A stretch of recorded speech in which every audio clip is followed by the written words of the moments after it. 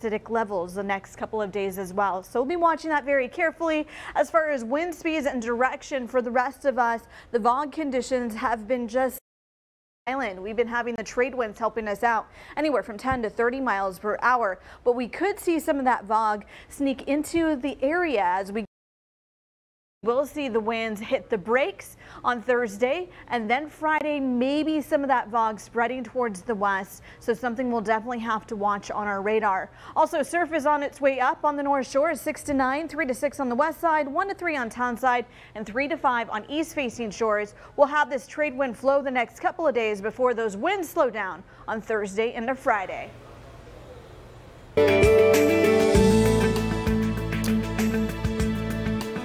She's a powerful fundraiser and a champion of Hawaii's keiki. Loretta Luke Yajima is the board chair for the Children's Museum, leading the effort for more than 30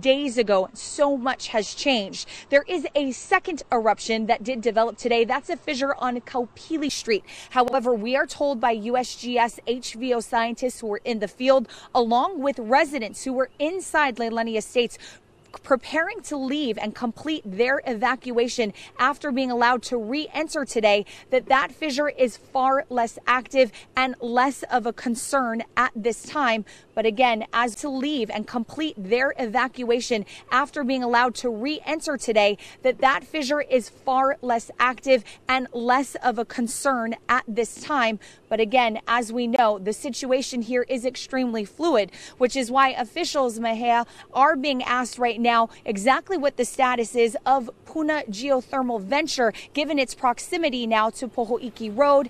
There are lots of concerned residents. That's right, Mileka, and the governor, the county of Hawaii, they all recognize that residents are concerned about it. It's about a mile from the eruptions to Puna geothermal. Now, we asked that question to Administrator Mr. Magno, and he said that he has not been able to see all of the video, but at this point, he wasn't able to confirm with some Leilani Estates residents, and it was surreal, guys. Really an incredible sight of the new land that was formed.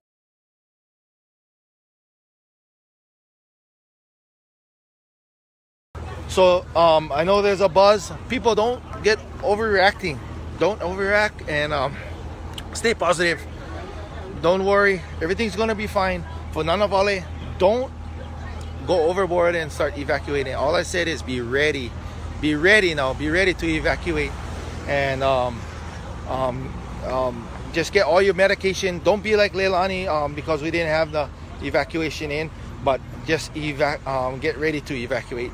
Again, get ready to evacuate, not evacuate. Okay, aloha everybody. Spread the word.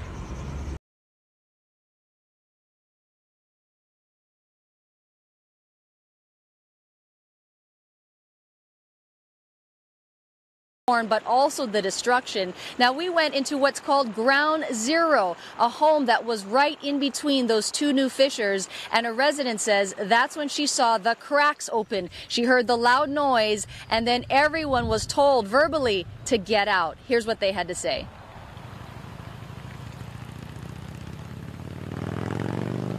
Actually, that resident, Susie Osborne, says that the crack initially was 2 inches. It went up to 12 inches and it went down to 8 feet. Very terrifying for her. And she says that she knew when she was evacuating her things for this third time back to her house, getting those large equipments and big furniture out of her house, she knew that she was taking a risk. But at this time, given the danger of the situation, she's probably not going to go back, at least for now. Reporting live from Hilo, I'm Mahea Richardson, Hawaii News Now. All right, thank you so much, Mahea.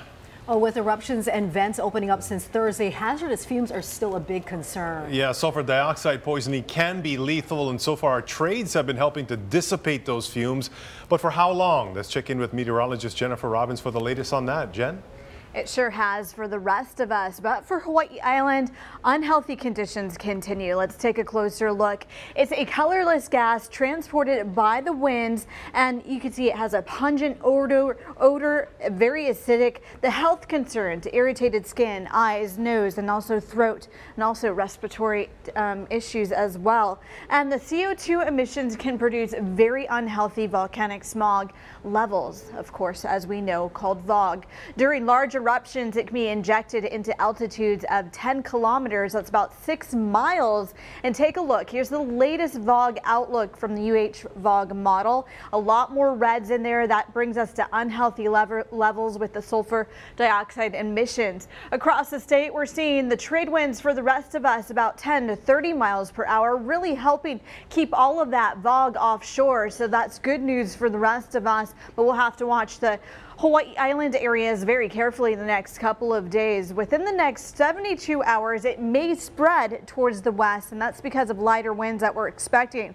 On top of that, we're seeing rain right now, and you know, acid rain could be a big problem. I'll have more on that coming up soon. Okay, thank you, Jen, and we'll continue to cover this breaking news story on air and also online on our Hawaii News Now Facebook page, as well as our Twitter and Instagram pages.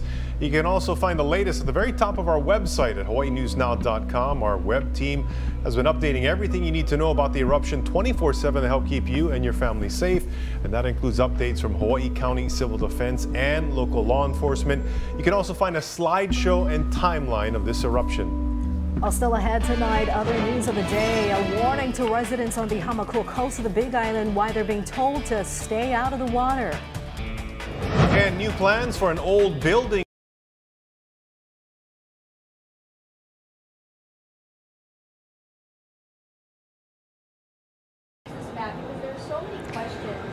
Hey, Howard. Yeah, that's right. So we were supposed to have a press conference around 3 o'clock with Talmadge Magno just to get a briefing on the Kilauea eruption. Details on the obviously that's quite delayed, and I stepped in there to find out what the delay could be. The reason being he's currently in a powwow, a meeting with Governor David Ige, being briefed on the current situation, which I'm told is ever-changing, very dynamic, a very fluid situation.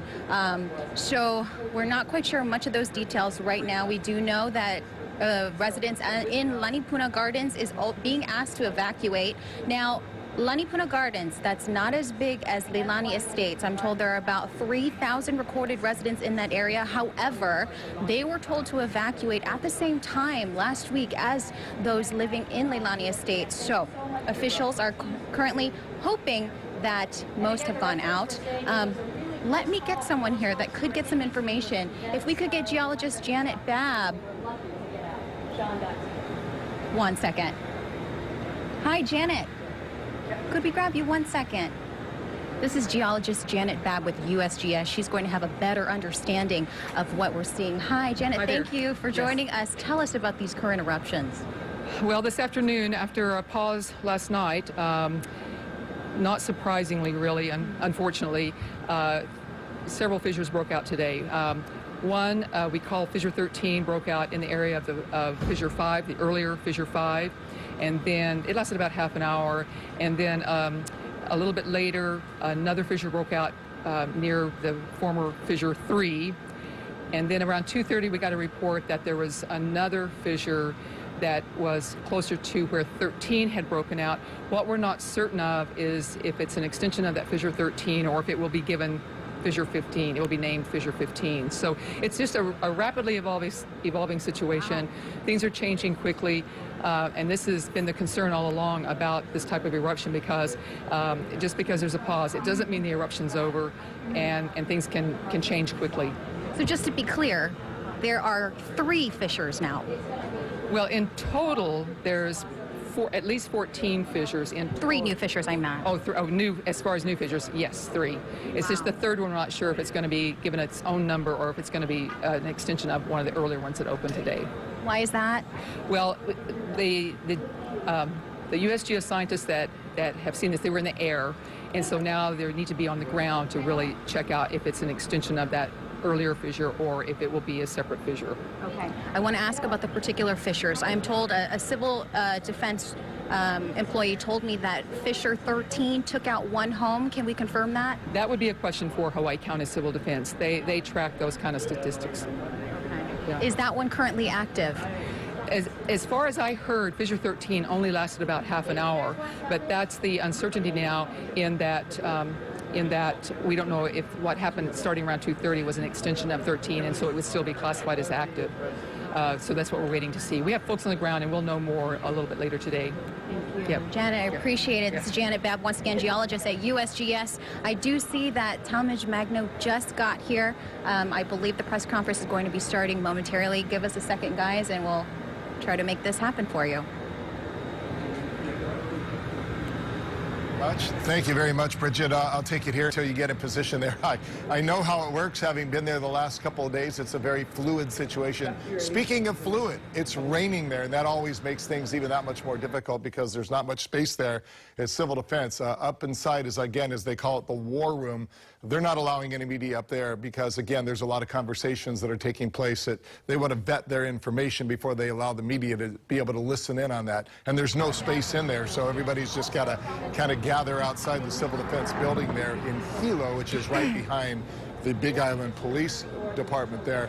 Problem is when it's raining, there's nowhere to go, but they have Talmadge Magno there, so let's go back out live to Hilo. Take it, Ben, take it. 3 new fissures now. So after, maybe 24 hours of a pause, these 2 vents opened up on the northeast portion of the subdivision, Leilani subdivision. And so they've impacted the roadways, definitely cut off some of the points that residents were using to access the subdivision. So that's going to create some hardship. I think it's severed the water line again that the water department had just fixed. And we had to make sure that we evacuated the Lani Puna Garden subdivision again. So I know crews are out there. There's a number of people who were at their residences, and so they got them out. And what about the residents of Leilani Estates? What's happening to them? Are they still being allowed to go in and out of their homes to get their belongings? Yes, they are. There's a big, this activity is on the northeast corner of the subdivision, and so the rest of the subdivision, aside from being impacted by the gases, should be okay at this point. Talmadge, what can you tell us about these 3 new fissures? They look very active.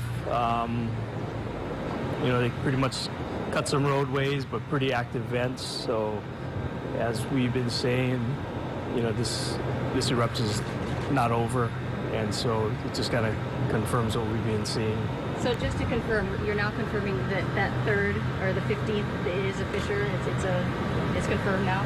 Well, not sure that if it's going to be a continuation of a previous fissure. And, that's what we assume. There's so many of them popping up, they're going to be just joining together.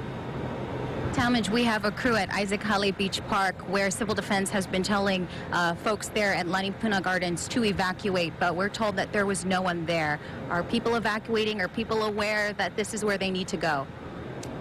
Well, we told them to evacuate towards the ocean, towards Isaac Hale Beach Park. So that's their way out. The other way was blocked already. So the police were down there. Well, there was supposed to be a roadblock in that area, but Civil Defense was not intending to be there. It was just the direction that they needed to go to evacuate. Our information center is in Pahoa. So if they need assistance, they need to go to Pahoa. Can we confirm that Fissure 13 took out one home? I'm not sure at this point, but there was mention that it looks like at least one home was going to go. But we'll wait for confirmation. We got a flight going at 3:30, and we'll be able to tell what impacts there was. Talmadge, for anyone in the Lani Puna Gardens area, are there boots on the ground in terms of people going door to door to get people out, or are they just supposed to rely on that cell phone alert that a lot of people heard but a lot of people didn't hear? Yeah, we've got people on the ground. We're watching that corner of the subdivision as this happened, and then right away realizing that Lani Puna Gardens was going to be vulnerable, made sure that people went in there and started evacuating. They went door to door. You know, police, public works, civil defense, were all in there trying to get people out. And you're not getting any word that there's any holdouts at this point, or is it too early to tell? No word of holdouts. I know they were able to get a 88-year-old gentleman who had no vehicle. They assisted in getting him out, and they'll be moving him to Pahoa. You know, we were reporting that there's about 1,700 residents of Leilani. How many in Lanipuna do you think that you're trying to coordinate and deal with? You know, I forget the numbers. Definitely a smaller subdivision, mainly just a couple of streets. A lot easier to deal with, and so, you know, the guys are in there making sure everybody's out. For those who are not familiar with that area, can you give us a better understanding of where Lanipuna Gardens is? So, you know, the area is the East Rift Zone of Kilauea. You know, it's kind of in the proximity of Leilani, basically across the street on the other side from Leilani. And it's, so it's between Leilani and PGV. Lanipuna Gardens is located there. Were the sirens sounded? No sirens. Why not? Well, it's such an isolated area. We were able to isolate the emergency notification just to that site. Talmud, you mentioned PGV. You were there at the meeting. At least Hawaii County officials were there at the meeting, not you, but the mayor was there, and the governor was there, saying that they're working with PGV to make sure that the pentane gas is removed. Do you know the status of that? What's the latest? I think they're working with the state to get containers to move the pentane. Is there any renewed concern about Puna geothermal? We've always been concerned about it, so. With the current venting that's happening, is there any flow activity at this point in that direction, or is it spattering in place like some of the other fissures have over the past few days? Yeah, the initial footage I saw was too early to see any flow movement. Perhaps the 3:30 flight will show that. Thomas, can you give us an update on the number of structures that have now been destroyed, number of homes versus other structures? So we're just calling it 36 structures. The 27 homes now, up from 26? I'm not sure what the differentiation is. Can you clarify for us how many people, how many residents there are actually in Lanipuna Gardens, and how many holdouts there were before this most recent evacuation? As far as those numbers, I don't have the accurate numbers, and holdouts, I'm not sure, but we know that people were going in and out of that subdivision, so we just got to go door to door to each of the houses. Even though they weren't allowed to, they weren't meant to be going in and out, they were still going. Right. How much for transportation purposes? They got to go out Red Road now, basically four corners and out that way? Yes, they've got to go towards the ocean on Poiki Road and then out on 137, yes. But they can come up 132 to get up back up to Pahoa. Yeah, four corners to 132 back to Pahoa. Oh, okay. Yeah. With regard to the pentane that's at PGV, whose decision is it as to where it will go once those containers do arrive? At this point, it's PGV's, you know, it's property. Has there been any discussion as to where, would it stay on the Big Island, would it go off island, to the mainland? I think I've got a site someplace on this side of the island, on the east side. On this side of yes. Yeah. How long will shelters be open? We'll keep the shelters open as long as we need to, and we're looking for, you know, further long-term housing. But fortunately, you know, one reason we chose county facilities is that it won't impact schools. So, you know, granted, it's impacting some of the communities, you know, activities, and so, you know, we're looking at down the road a little bit longer-term accommodations. So again, remind us, what is your message to the community? Well, at this point, you know, we're still active, still stay alert. Seems like almost every day we get into this situation. We know we got people in there accessing their residences, so they got to be alert when they're in there. Don't let their guard down. And then the other message is, you know, take care of the impacted people and kind of stay strong, be together. How are are you mobilizing resources in terms of all these people that you say are still kind of going in and out or choosing to remain? I mean, how can you make sure that they're going to be out safe, and how do you have enough resources to deal with them all if you don't have an estimate of who's still in there? Right, so Leilani, we're still doing well, since we started the placard system, we're not going to know. Prior to that, we were taking identification of driver's licenses, so we had a pretty good accounting of who's in there. So it's going to be basically left up to the patrols at night as to who's in there. But Talmadge, can you mention about the PGV again? Because some residents want to know, they had a question for you live now. Is the flow heading toward PGV at all? as I said, the last footage I saw, there's no flow. It's just a fissure. Talmadge Magno, thank you so much for joining us. Thanks. Really appreciate it. That was Talmadge Magno, the Hawaii. All right, that was Talmadge Magno with Hawaii County Civil Defense. He says that 3 new fissures have opened. That makes it 13, 14, and 15. He could not tell us how many residents in Lanipuna Gardens have to be evacuated, but he does tell us that it is considerably a smaller subdivision versus Leilani Estates. Howard, sending it back to you.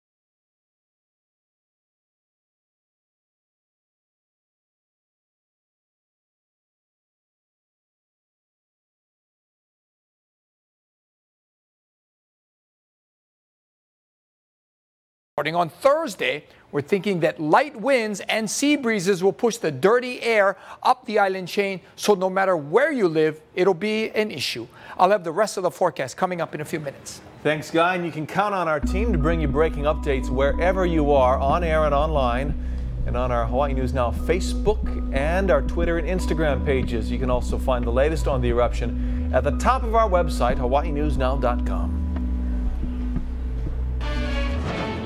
Still ahead on the show, a baby's cry on this rocky shoreline leads to a shocking discovery. We'll hear from the woman who rushed to help. Plus another wastewater spill from a Big Island dairy farm with a history of trouble. Next on KGMB.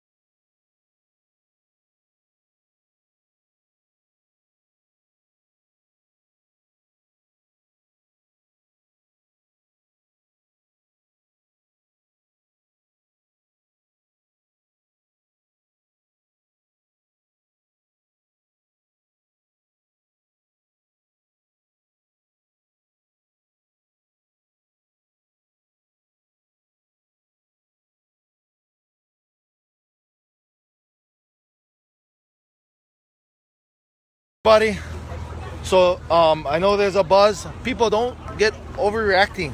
Don't overreact and stay positive. Don't worry, everything's gonna be fine. For Nanavale, don't go overboard and start evacuating. All I said is be ready. Be ready now. Be ready to evacuate, and just get all your medication. Don't be like Leilani because we didn't have the evacuation in.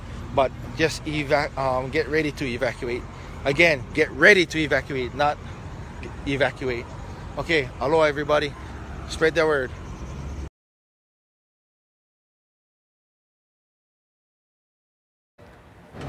A helicopter pilot helping with flood recovery efforts on Kauai is safe tonight after making an emergency landing near Lumahai. County officials say the helicopter was contracted to help carry trash out of Wainiha and Hyena and was heading to Princeville Airport when it reportedly lost power. The pilot landed in a forested area and was airlifted out. The chopper will be removed at a later time. Hawaii lawmakers say the Trump administration has signed a disaster declaration for flood-damaged areas on Kauai and Oahu. The approval makes available an undetermined amount of federal funding for emergency repairs and replacement of public facilities. This also clears the way for low-interest loans for private groups and nonprofits, including churches, schools, and shelters, even farmers and ranchers. Homeowners can also get help with their mortgages. The state says 532 homes were damaged or destroyed on Oahu and Kauai from April 13th to 16th. An investigation is underway after a 2-year-old girl was found alone at the ocean's edge near the Kapa'a bike path. Our Ashley Nagaoka has more. I stopped my boyfriend and go, I hear a baby crying. After looking around, Freda says they finally spotted the little girl by the rocks near the water. Where the baby was is really steep to get to where she was. When she see us, she's like, look at us like that cry for help kind. The couple dashed towards the crying toddler. Freitas' neighbor, who was riding by on her bicycle, says she saw the look of panic on their faces and stopped to help. Why would a baby be down there, which is, it's like a cliff, like all lava rocks, and there was debris from the flood.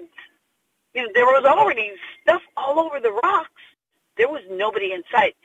So there's no way the child can be there without somebody taking that baby there. There's absolutely no way. Freitas says the 2-year-old had no clothes, no shoes, just a soggy diaper. She was exhausted. I calmed her down. I was like, it's okay, baby. And then she just fell asleep right on my shoulders.